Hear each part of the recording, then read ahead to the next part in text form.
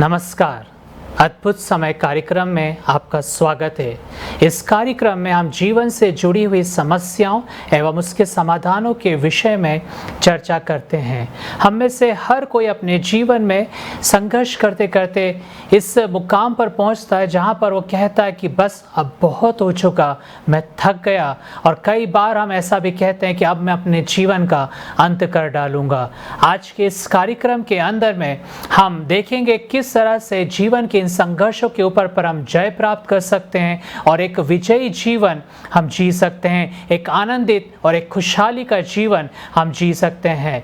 बहुत सारे लोग हैं जो अपने जीवन को समाप्त करना चाहते हैं क्योंकि वो अपने जीवन में बड़ी निराशाओं का सामना करते हैं। भारत के अंदर में एक आंकड़ा बताता है कि करीब 380 लोग प्रतिदिन अपने जीवन को समाप्त कर लेते हैं, आत्महत्या कर लेते हैं। और हाँ मित्रों, इसके पीछे कई ऐसे कारण हैं जो हम बहुत अच्छे से जानते हैं। इवन हम समाचार पत्रों के अंदर में भी पढ़ते हैं। समाचार पत्रों में हम देखते हैं कि किस तरह से जो लोग हैं अपने जीवन का अंत कर डालते हैं। प्रतिदिन आपको ये समाचार मिलेंगे और कई बार तो आप समाचार पत्रों को जब पढ़ते हैं तो बड़े असमंजस में पड़ जाते हैं और आपको बड़ा आश्चर्य होता है कि कैसे छोटे छोटे कारणों के कारण लोग अपने इस खूबसूरत, इस बेशकीमती जीवन को अंत कर डालते हैं। कई ऐसे कारण हैं जो विद्यार्थी हैं, कई बार ऐसा होता है परीक्षा में असफल होने के कारण से वो अपने जीवन को अंत कर डालते हैं क्योंकि उन्हें आगे का भविष्य अंधकार में लगता है। उन्हें लगता है कि यही जो परीक्षा उन्होंने दिया, ये जो परीक्षा का जो रिजल्ट है, यही इनका आखिरी मुकाम है, इसके आगे ये कुछ नहीं बेहतर कर सकते हैं और वो अपने जीवन का अंत कर डालते हैं। बहुत सारे लोग हैं जो पारिवारिक कलह के कारण से, परिवार में पति पत्नी के बीच में झगड़ों के कारण से, या बच्चे कहना नहीं सुनते हैं, या पति शराब पीता है, कई ऐसे कारण हैं परिवार के अंदर में। उन समस्याओं के कारण से बहुत सारे लोग जो हैं अपने जीवन को समाप्त कर डालते हैं। कई ऐसे लोग हैं जो गलत आदतों में पड़ जाते हैं और धीरे धीरे उन गलत आदतों के वश में जाने के कारण से वो अपने जीवन को कर्जे के अंदर में, वो अपने जीवन को एक ऐसे बंधन के अंदर में लेकर आते हैं जहाँ से उन्हें कोई रास्ता नहीं दिखता और वो अपने जीवन को अंत करना बेहतर समझते हैं। हम बुजुर्गों के विषय में भी जानते हैं कि अपनी बुजुर्ग अवस्था में जब वो अकेलापन को महसूस करते हैं, हो सकता है जब वो बीमारी के बिस्तर में कोई उनकी देखभाल करने वाला नहीं है और वो अपने जीवन का अंत कर लेते हैं। ये सब लोग जो हैं अपने जीवन का अंत इस बात को ध्यान में रखते हुए करते हैं। वो ये समझते हैं कि जब मैं अपने जीवन का अंत कर लूँगा तो जो समस्याओं का मैं सामना कर रहा हूँ, जो परेशानियों का मैं सामना कर रहा हूँ, उससे मुझे छुटकारा मिल जाएगा, या ये समस्याओं का समाधान आत्महत्या है। नहीं मित्रों, जो आत्महत्या है वो किसी भी समस्या का समाधान हो ही नहीं सकता।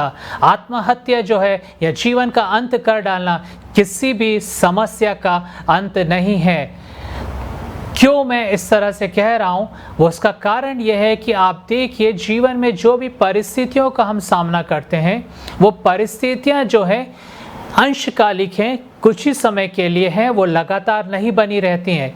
हम अपने जीवन के पिछले समयों में अगर जाके देखें तो कई बार हम कठिन समयों में से गुजरे हैं और हमने उन कठिन समयों में से जब होकर गुजरे हमने हिम्मत नहीं खोया।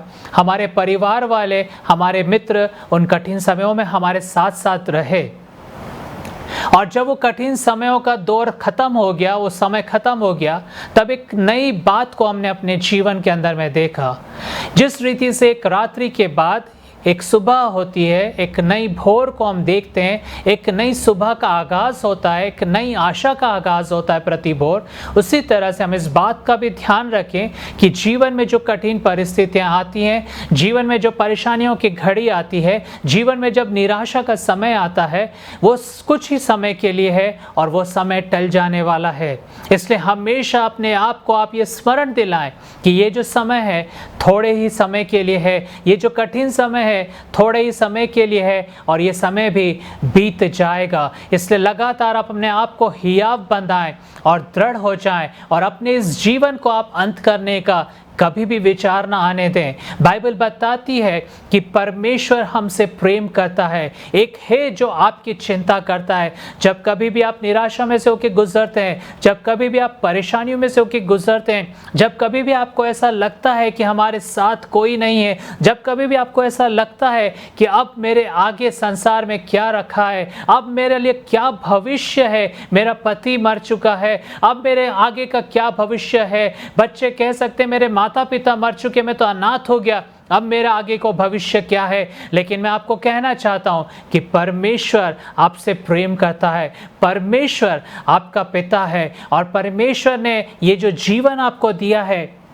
एक उपहार के स्वरूप में दिया है। आप देखिए सारी सृष्टि को, कितनी खूबसूरत सृष्टि ये परमेश्वर ने मेरे और आपके लिए रखा है। ये खूबसूरत भोजन वस्तुएं, ये स्वादिष्ट भोजन वस्तुएं, खूबसूरत पहाड़, नदियां, फूलों को हम जब देखते हैं, सुबह जब हम उठते हैं तो पक्षियों का चहचहाना, खूबसूरत हवाओं को और खूबसूरत बातों को हम देखते हैं। ये सब किस लिए है? ताकि हमारा मन आनंदित और खुश हो जाए। इस बात से हम जानते हैं कि परमेश्वर ने हमारे को ये जीवन दिया है और परमेश्वर हमसे प्रेम करता है और परमेश्वर ने हमारे आनंद के लिए ये सारी बातें बताई है। इसलिए कभी भी आप निराश ना हो, कभी भी आप उस तरह से अपने आप को ना सोचें कि मैं अपने जीवन का अंत कर लूंगा। मेरे प्रियो, परमेश्वर ने जीवन जो आपको दिया है वो एक बड़ा आशीषित जीवन है। जो जीवन परमेश्वर ने आपको दिया है वो एक बहुत बहुमूल्य जीवन है। इसे आप यूं ही छोटी छोटी बातों के अंदर में ना गंवा दें। ये जो परेशानियों का समय आता है, ये जो कठिन समय हम जीवन में देखते हैं, वो इसलिए है कि हम मजबूती के साथ आगे बढ़ें, हम मजबूत होते चले जाएं, हम परिपक्व होते चले जाएं और हमें विजय प्राप्त करना है इन सब समस्याओं के लिए। थोड़ी समय का समय होता है, लेकिन आप देखिए वो जो आपका अनुभव है वो जीवन भर आपके काम में आएगा।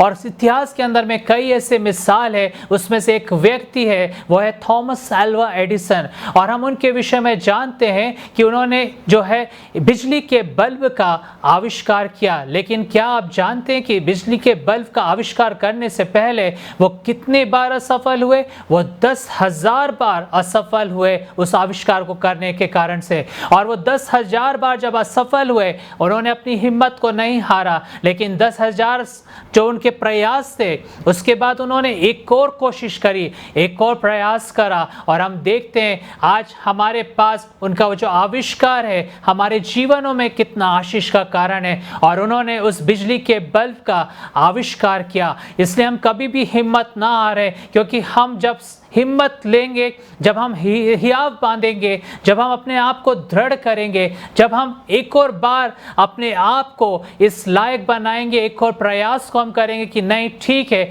एक बार मैं फिर से प्रयास करूंगा, हो सकता है मैं असफल हो गया, कोई बात नहीं, एक बार फिर से मैं प्रयास करूंगा, मैं बीमारी के बिस्तर पे, कोई बात नहीं, मैं एक बार फिर से प्रयास करूंगा। और आप देखिए आपके लिए परमेश्वर एक नई बात को करेगा। आपके जो प्रयास हैं उसे परमेश्वर देखता है। आपके जो भी बोझ हो आप प्रभु के पास लेकर आएं। बाइबल कहती है, हे बोझ से दबे और थके हुए लोगों, मेरे पास आओ, मैं तुम्हें विश्राम दूंगा। आज आपके पास चाहे किसी भी तरह का बोझ क्यों ना हो सकता है बेरोजगारी का बोझ हो सकता है बीमारी का बोझ हो, पारिवारिक कलह का बोझ हो सकता है कि आपकी कुछ ऐसी आदतें हैं जो आज आपको बंधन में रखी हैं, वो आपके जीवन पर बोझ है। हो सकता है कि आप कर्जे के बोझ में हो सकता है कि आप अकेलेपन के बोझ में हो। आप प्रभु यीशु मसीह के पास आए। यीशु मसीह कहता है, मैं तुम्हें विश्राम दूंगा। जब कभी भी आप इन समस्याओं में से होकर गुजर रहे हो, आप उस प्रभु को पुकार उठें जिस रीति से आप अपने माता पिता को पुकारते हैं, और आप उससे कहें, प्रभु मैं अपने इस बोझ को आपके सम्मुख में लाता हूँ, मैं बेरोजगार हूँ प्रभु, मैं इस बोझ को आपके पास लाता हूँ, मैं बीमार हूँ प्रभु, मैं इस बोझ को आपके पास लेकर आता हूँ। आप देखिए किस तरह से प्रभु यीशु मसीह आपके जीवन में अद्भुत कार्य को करेंगे। बाइबल कहती है कि अपना जो चिंताएं हैं वो आप प्रभु पर डाल दीजिए, क्योंकि प्रभु को आपका ध्यान है। परमेश्वर आपका ध्यान रखता है, परमेश्वर आपके साथ साथ चलता है, परमेश्वर आपको एक माँ के समान संभालता है। बाइबल कहती है कि देख मैंने तेरा चित्र अपनी हथेली पर खोद कर बना रखा है। क्या एक दूध पिलाने वाली माँ अपने बच्चे को भूल जाए? अगर अगर वो भूल भी जाए तो भी मैं तुम्हें ना भूलूंगा। परमेश्वर आपसे प्रेम करने वाला परमेश्वर है। एक दूध पिलाने वाली माँ अगर भूल सकती है अपने बच्चे को, वो चाहे भूल भी जाए, ऐसा संभव नहीं है, लेकिन अगर वो भूल भी जाए तो भी परमेश्वर आपको नहीं भूलेगा। एक प्रतिज्ञा परमेश्वर ने आपके लिए रखी है। इसलिए मेरी आवाज़ को आप जो लोग भी सुन रहे हैं, हो सकता है आप इस वक्त में बीमारी के बिस्तर में हो सकता है कि इस वक्त में आप वो फांसी के फंदे को तैयार कर रहे हो सकता है कि आपने निर्णय ले लिया कि आज के इस दिन में मैं अपने जीवन का अंत कर दूंगा। ठहरिए, अपने जीवन पे फिर से जांचिए, अपने पीछे जीवन में देखिए कैसे परमेश्वर ने, किस तरह से प्रभु ने आपको आशीषित करा है। आप ठहर जाएं और रुक जाएं, और आप अपने जीवन में इस विचार को कभी भी ना आने दें, कभी भी इस तरह के विचार को ना पनपने दें कि मैं अपने जीवन का अंत कर दूंगा। और उल्टा हम परमेश्वर का धन्यवाद करें, क्योंकि ये जो कठिन समय में जब हम होके गुजरते हैं, परमेश्वर हमारे साथ साथ रहता है। जिस रीति से हमारे माता पिता हमें अकेला नहीं छोड़ते हैं कठिन समय में, उसी तरह से परमेश्वर भी हमारे साथ साथ होता है। चाहे आप मृत्यु की वादियों में से होकर क्यों ना जाएं, परमेश्वर वहां पर आपके साथ है। इसलिए आज की सुबह, आज के समय में हम इस अद्भुत जीवन के लिए परमेश्वर का धन्यवाद करें। जो जीवन परमेश्वर ने आपको दिया है, जो माता पिता आपको दिए हैं, जो रिश्तेदार आपको दिए हैं, जो अद्भुत जीवन परमेश्वर ने आपको दिया, जो अद्भुत बातें आपके जीवन में आज दिन तक परमेश्वर करता आया, जो अद्भुत समय आपने बिताया है, आप उसको स्मरण करें और देखें कि जीवन कितना खूबसूरत है। एक जीवन परमेश्वर ने आपको दिया है, बड़े हियाव के साथ जिए, बड़े हिम्मत के साथ जिए और एक विजयी जीवन जिए। आइए हम प्रार्थना करेंगे। हम विश्वास करते हैं कि परमेश्वर जो है, प्रार्थनाओं को सुनने वाले परमेश्वर हैं। वो हमारी प्रार्थनाओं को सुनकर उसका उत्तर देते हैं। इसलिए प्रार्थना एक हमारे लिए बहुत बड़ा साधन है, जिसके द्वारा से हम परमेश्वर के सम्मुख में जा सकते हैं, परमेश्वर से अपने जो दिल के दुख हैं और अपने जो भी ऐसी बातें हम परमेश्वर के सम्मुख में उंडेल सकते हैं, और परमेश्वर हमारी प्रार्थनाओं को सुनकर उसका उत्तर देगा। बाइबल कहती है, परमेश्वर कहते हैं कि मैं तुम्हें कभी भी अकेला और तुम्हें कभी भी अनाथ नहीं छोड़ूंगा। परमेश्वर आपकी चिंता करते हैं। आइए मेरे साथ मिलकर आप प्रार्थना करें, और जो भी समस्याएं आपके जीवन में हैं, आप उन समस्याओं को परमेश्वर के सामने लाकर रख दें। आप बीमारी के बिस्तर पर हो सकते हैं, आप बेरोजगारी का जीवन जी रहे हो, आप एक संकट का जीवन जी रहे हो, आप एक अशांति का जीवन जी रहे हो, आपके परिवार में झगड़े हो रहे हो, आप एक अकेलेपन का जीवन जी रहे हो, आप मेरे साथ मिलकर प्रार्थना कर सकते हैं। विश्वास में होकर आप प्रार्थना करें, और परमेश्वर जो है उस प्रार्थनाओं को सुनकर उसका उत्तर देंगे, और आपको उस संकट में से, उस समस्या में से, उस संघर्षों में से आपको पार ले जाएंगे। आइए हम प्रार्थना करें। प्यारे पिता परमेश्वर, हम आपका धन्यवाद देते हैं। प्रभु यीशु मसीह के नाम में आपके पास आते हैं। प्यारे प्रभु, हम प्रार्थना करते हैं, हर एक वो लोग जो प्रभु जी बीमारी के बिस्तर में हैं, हर एक वो जो लोग प्रभु जी बेरोजगारी में हैं, हर एक वो जो लोग प्रभु अशांति के जीवन में हैं, जो समस्याओं का और संघर्षों का सामना कर रहे हैं, प्रभु हम हर एक उन भाई और बहनों के लिए प्रार्थना करते हैं। प्रभु अपनी शांति से और अपने आनंद से भरिए। प्यारे प्रभु, हम प्रार्थना करते हैं प्रभु, जब वो एक बड़े बोझ तले दबे हुए हैं, हो सकता है प्रभु उनके कर्ज का बोझ हो, प्रभु उस कर्जे को आप उनके पास से दूर कर देना, उनके कर्जे को आप चुकाइए। प्रभु जो बेरोजगार हैं, प्रभु हम प्रार्थना करते हैं आप उन्हें एक अच्छी नौकरी देना। जो बीमारी के बिस्तर पर हैं परमेश्वर, हम प्रार्थना करते हैं आप उन्हें चंगाई दीजिए। जो प्रभु अपनी परीक्षा में असफल हो गए, हम प्रार्थना करते हैं उन्हें अनुग्रह दीजिए, उन्हें बुद्धि दीजिए, ताकि वो अपनी परीक्षा में सफलता को प्राप्त कर सकें। और भी जो किस्म की परेशानियां और संकट का समय प्रभु, जिसमें वो बड़ी निराशा में हैं, प्रभु जिसमें वो सोचते हैं कि मैं अपने जीवन का अंत कर डालूंगा, प्रभु आप हर एक की सहायता करें, आप हर एक की मदद करें परमेश्वर, ताकि प्रभु वो अपने संकट के जीवन में से, अपने संघर्षों में से वो बाहर आने पाए और वो हिम्मत को ना हारें। प्यारे प्रभु जी, हम प्रार्थना करते हैं हर एक वो लोग प्रभु जो हमारे साथ जुड़े हैं उन सबको भी आप आशीषित करना, हर एक के जीवन में आप कार्य करें। पिता परमेश्वर, हम प्रार्थना करते हैं जीवन के हर क्षण में हम आपका धन्यवाद करें। ये सुंदर जीवन जो आपने हमें दिया है, हम उसके लिए आपका धन्यवाद करते हैं। प्रभु, हम में से हर एक की सहायता करना कि जब कभी भी वो विचार हमारे अंदर में आए कि मैं अपने जीवन का अंत कर डालूंगा, प्यारे प्रभु हमारी सहायता करना कि हमें स्मरण रखें इस बात को कि आप हमसे प्रेम करते हैं। हम प्रभु हर एक व्यक्ति को, हर एक जन को जो हमारे साथ मिलकर प्रार्थना किए हैं, हम उनको यीशु मसीह के नाम में आशीषित करते हैं। आपकी बड़ी शांति, आपका बड़ा अनुग्रह उनके साथ रह सके। यीशु मसीह के नाम में हम इस प्रार्थना को मांगते हैं, आमीन।